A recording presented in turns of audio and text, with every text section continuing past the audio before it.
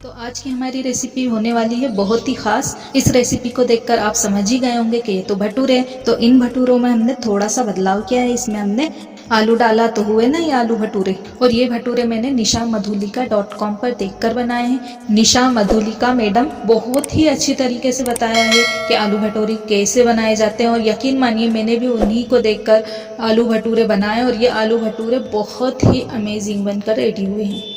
निशा जी, आप वंडरफुल हैं, वंडरफुल। आपकी हर रेसिपी बहुत ख़ास होती है। मैडम प्लीज़ प्लीज़ इसे देखकर मुझे बताइएगा कि आलू भटूरे कैसे बने हैं और प्लीज़ मुझे सपोर्ट कर मेरी हौसला अफजाई कर दीजिए। मैं आपकी बहुत बड़ी फ़ैन हूँ। तो यहाँ पर मेरे पास 250 ग्राम मैदा है। मैंने इसे कप से नापा तो ये 2 कप के बराबर है।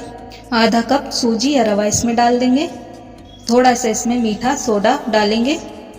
2 बड़े और उबले हुए आलूओं को हम कद्दूकस कर लेंगे। आलू आपके पास मीडियम साइज के हों तो आप 3 आलू ले लीजिएगा।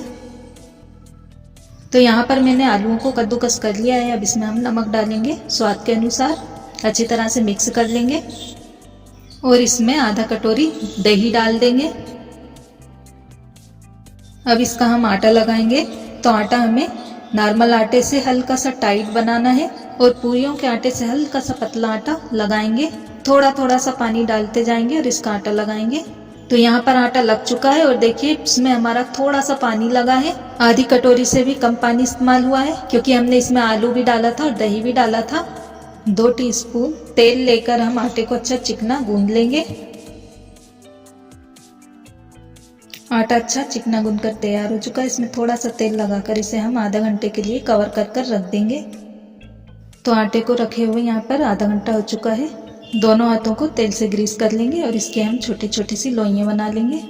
नींबू बराबर गोल गोल लोइयाँ बनाकर तैयार कर लेंगे। ये देखिए, तो यहाँ पर लोइयाँ बनकर रेडी हो चुकी हैं। इसे हम पटे पर थोड़ा सा तेल लगाएंगे और बेल लेंगे। भटूरों को गोल या ओवल बेल लीजिए। अब जैसा चाहें वैसे बेल लीजिए। भटूरे बेल रहे हैं तब तक हमने दूसरी साइड एक कढ़ाई में तेल डालकर इसे गर्म कर लिया था। सीधे हम भटूरों को इस गर्म तेल में डाल देंगे। बड़ी सावधानी से डालिएगा। और ये देखिए भटूरों को इस स्पैचुला से हल्का हल्का प्रेस करेंगे और जैसा कि आप देख सकते हैं भटूरा कितना फूल गया है। एक तरफ से भटूरे फ्राई हो चुके हैं, इन्हें पलट लेंगे हम और दूसरी तरफ से भी हम भटूरों को हल्का गोल्डन ब्राउन फ्राई कर लेंगे। भटूरा फ्राई हो चुका है, इसे हम निकाल लेंगे और इसी तरह से हम बाकी के सारे भटूरों को फ्राई कर तैयार कर लेंगे। इस तरह से भटूरे बनाएंगे तो आपके सारे भटूरे फूले फूले और नरम मुलायम बनकर रेडी होंगे। तो नरम मुलायम गर्मा गर्म भटूरे बनकर रेडी हो चुके हैं। इन्हें आप छोलों के साथ परोसिए और इसके स्वाद का आनंद लीजिए। और प्लीज़ वीडियो अच्छी लगी हो तो इसे ज़्यादा से ज़्यादा लाइक शेयर और सब्सक्राइब कर दीजिएगा। बेल के आइकन को ज़रूर से प्रेस कर दीजिएगा ताकि मेरी आने वाली नोटिफिकेशंस वक्त वक्त पर आपको मिलती रहे। अलविदा। Thanks for watching.